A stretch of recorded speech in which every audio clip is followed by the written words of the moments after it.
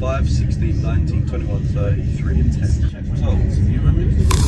So you know that scene in SpongeBob where Mr. Krabs has no shell?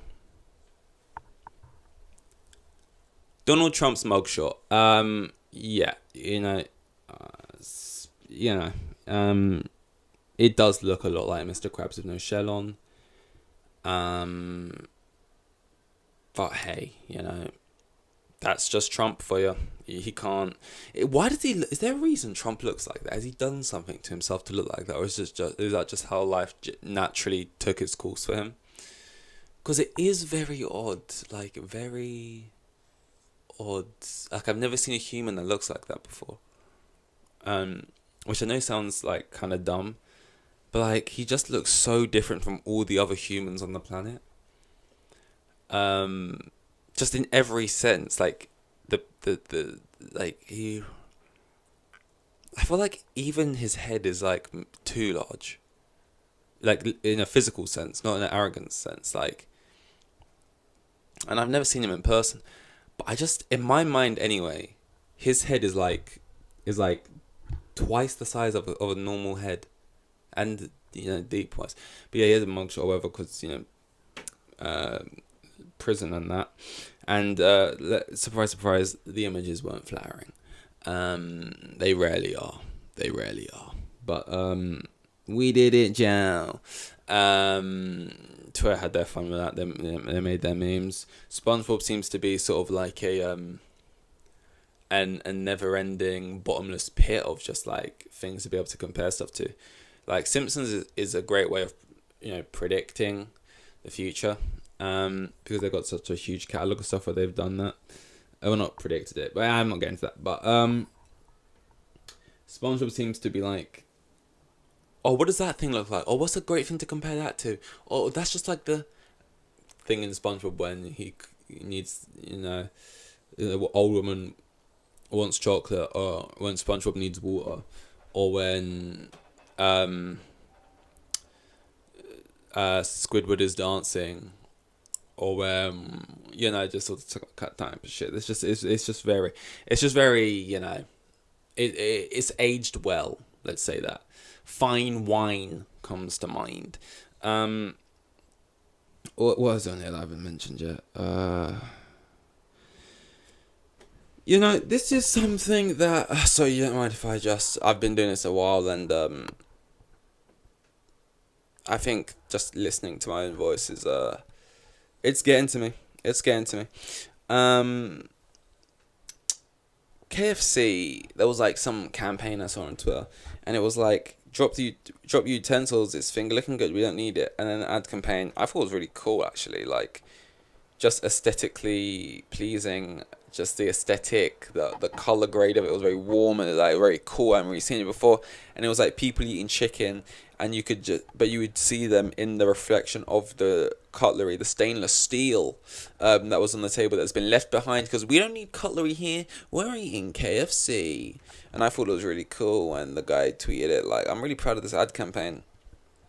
Really got a lot of backlash because it was 4 billboards, and on all the billboards it was black people eating chicken or whatever and licking their fingers, and that's like, I get it, I can see why that's like that's not good or whatever, that's like problematic in a way or whatever and stuff.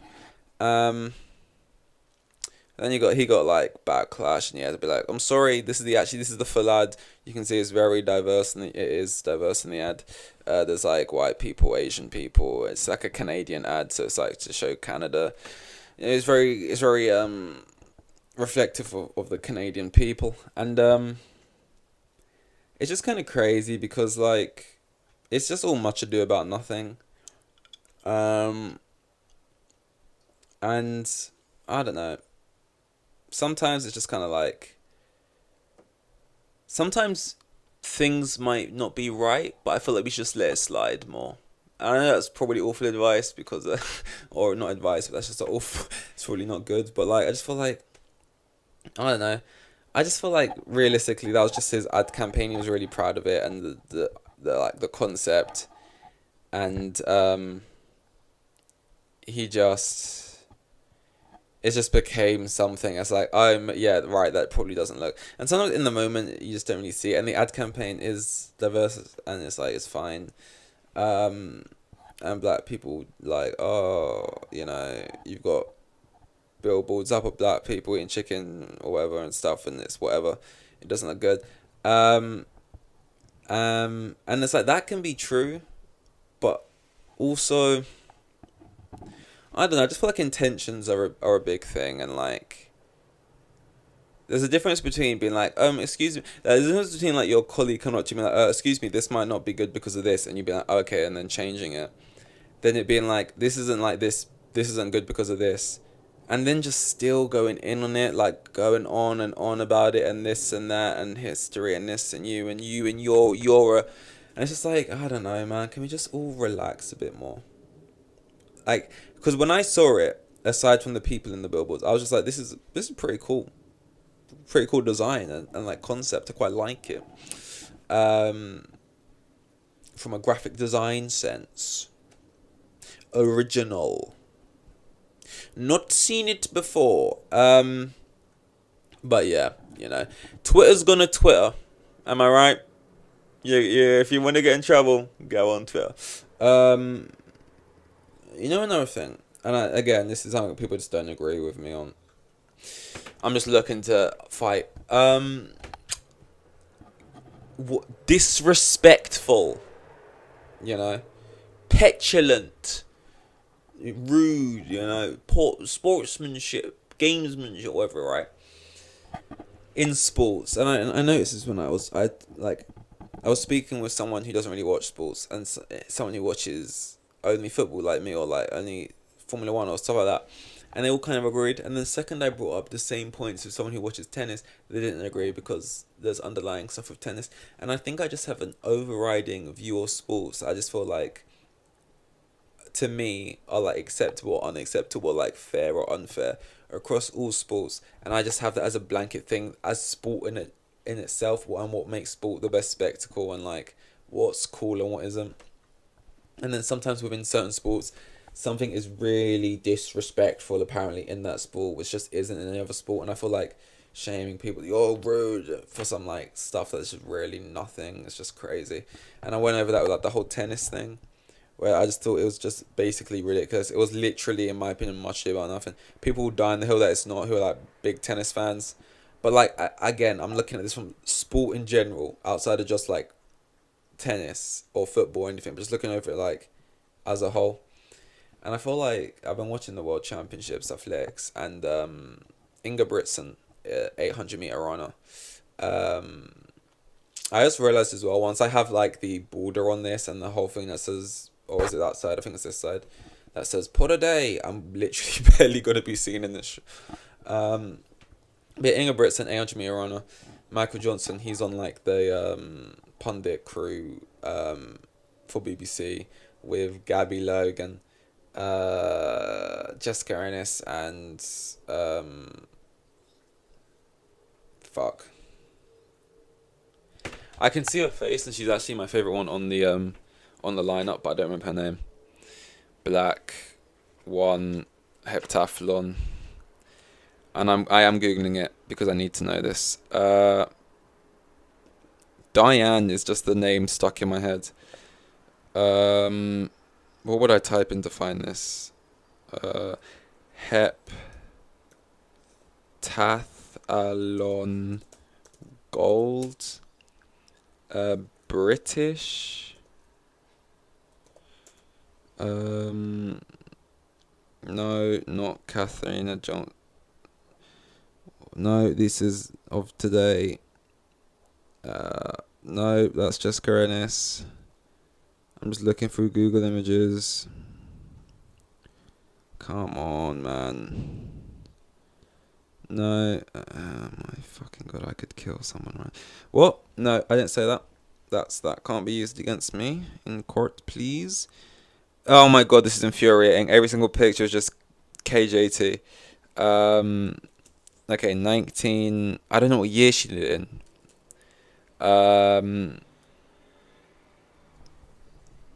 What do I type?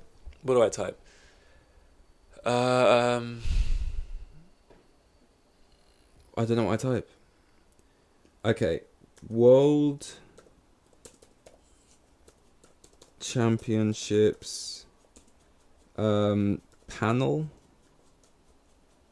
BBC. Nothing explicit. Oh yeah, here she is. I can see her face here. What? No, give me a name. A name. You know, people like Geo Wizard and like Rainbow, that guy who like finds exactly where you are by looking at 1 millisecond of grass follicles, and he can find it on a map or something. I'm like trying to do that, but just simply find someone's name when there's ample information. Denise Lewis. For some reason, it doesn't even sound right now. I'm reading it, but yeah, Denise. Why am I talking about her? I don't remember. Oh yeah, but they got that panel. Michael Johnson's on it. He's like an American sprinter or whatever. And in athletics, they got people who are pretty boring, pretty nice, very cordial whether they win or lose. And then you got people who they like to like flip flop and pick and choose between whether saying they're rude or petulant or over the top or good for the sport. And there's people like Noah Lyles, who's like very he's American, basically he's American, and he wins a lot, and he's great for the sport. This guy's great for the sport. That's how Michael Johnson sounds. That was actually a good impression. I don't hear anyone else to say that was good. Noah Lyles, and he's like very much, he's in your face. He's jumping like he's leaping like a frog. He's screaming and stuff. And you got other people like that in the sport. You got Vorholm from Norway. He's like I can't remember what he runs, but he runs like hurdles maybe. You got a couple other people like that. I feel like British people are lacking someone who's got a bit of character like that. And then again, like with this whole tennis thing, Inga Britson, who's an 1500 meter runner, I think,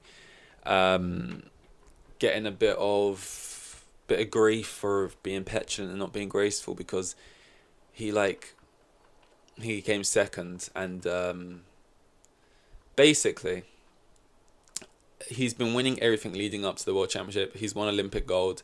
World Championships is just where he hasn't won gold, but he's won gold in every other, like indoors, Europeans. He's probably won gold in all of them, right?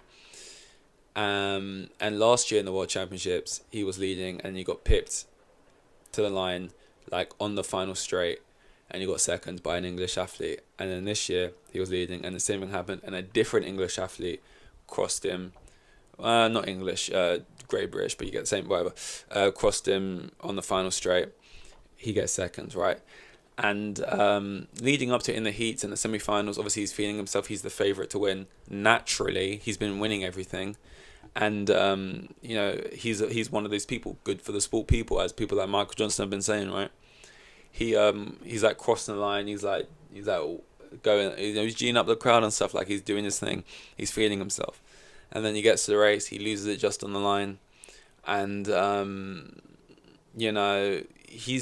there's a lot of people when they come second or third in these races and they're smiling and they're happy and they're hugging the winner and stuff and this and that. Fine. If you're still happy about not winning or whatever you finished, whatever. I don't know what your goals are. But after he lost, and by the way, he didn't throw a tantrum, what you're expecting. He didn't kick a bottle or storm right off. He just looks despondent. He just looks not clearly gutted, but not showing any emotion on his face. The winner comes up, walks past him. He kind of shakes his hands, but doesn't really give eye contact. He pats him on the back. He's disappointed in himself. In his interview, all he really says is, within the first 500 meters, I could tell my legs weren't in it, and I wasn't feeling 100%. I just didn't have it in me today. Throat was sore. Just didn't feel like I had it in my tank today. Wasn't one of my races. Effectively, people are like, why are you making excuses? Why are you not congratulating the winner? The two British athletes then do a little interview where they're I think it was a bit poor from him. We didn't congratulate him. He didn't really say a word, but I'll give him benefit of doubt. Benefit of the doubt. I don't need your benefit of the doubt. I just lost on the line for the second year in a row. Naturally, I'm not smiling. Oh, well done, man. I still shook your hand. I still pat you on the back and said, yeah. What do I need to do? I've just lost. It's when a team loses in a World Cup final, I always bring it back to football. Are they all meant to not be on the floor disappointed or this and that, or some of them crying? Are they meant to literally run to the team you just won, give them all high fives and that? yeah, once it's time to settle down and I'm not immediately feeling the weight of just losing this, yeah, I'll say, oh, well done, congrats, mate. But like right now, it's all just happened. I'm annoyed, and this whole giving excuses thing. He wants to be giving it large. Yeah, I'll be giving it large and like loving it in the heats because I'm winning and I'm favourite to win. I've just lost. What am I still meant to be doing? Fucking celebrations and that. And excuses. It's not like he said. His excuses. He said after 500 meters I wasn't feeling it in my legs. That's not an excuse. It's just saying I didn't have the race today. I didn't have the package. Like he was pulling it on himself. It's just much ado about nothing. Michael Johnson saying it's petulant. You can't this and that. But then for Noah Lyles and that, it's completely different. Like, make up your mind, man. Like, if Noah Lyles finished 4th in 100 meters, he's expected to win. Like, he wouldn't. He would do the exact same thing in Brixton. He'll give a handshake and whatever to whoever won, and then in his face you're gonna see disappointed. He was favourite and he didn't win. You know. The English guys sitting there talking like, and I actually thought it was really disrespectful from the news and media outlets not to give my mate a fair chance at winning this. He's only been a second behind him all year and all the competitions. Fucking, I hate in sport people calling for disrespect to everything. Everything's disrespectful. Mate, you want to... I don't care if he was a fucking second. By the way, a second and a half doesn't sound long. Over the course, if you see it visually in front of you, a second and a half between two people running, it's gonna look like a big gap. Secondly, I'm sorry that your mate wasn't the favourite and he ended up winning. This guy's the Olympic champion and he's won everything leading up to this. So yeah, he's the favourite. It's not disrespectful. Especially called disrespect because English athletes won't get enough media attention from the English media. When if anything, the English media is more than biased to English athletes. I don't know. It's just a bunch of fucking bullshit. Everyone's got this main character syndrome that just fucking pisses me off. And I mean, why am I not the favourite? Why is this and that? Why is he not congratulating me? It's just like everything's disrespectful. Now it's good for the sport. Now it's not. It's just like fucking do me a favour. Like it just pisses me off. So now I'm rooting for Ingebrigtsen. Because when the Olympics come around, I've decided like in most things I'm usually always rooting for like the English athlete in Formula 1 football or not really football, but on a international scale football of England and stuff. But when it comes to like Olympics and World Champions, there's certain athletes who I just back over the English ones.